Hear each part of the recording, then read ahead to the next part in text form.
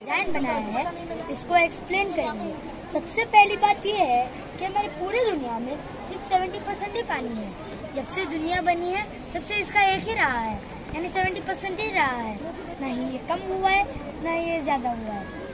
तो इस मॉडल में होता ये है कि जब सूरज की गर्मी पानी पर पड़ती है तब पानी भाप बनता है, इसी को ऑपरेशन कहते हैं। भाप बनकर बादल बनते हैं, इसे कंडेंसेशन कहते हैं। और बादल हवा में फैलकर कहीं बारिश बरसाता है तो कहीं स्नोफॉल बरसाता है। और बारिश स्नोफॉल का पानी अलग अलग जगहों में जाकर इकट्ठा होता है, कहीं समंदरों में, कहीं नदियों में और कई जगहों में जाकर इकट्ठा होता है।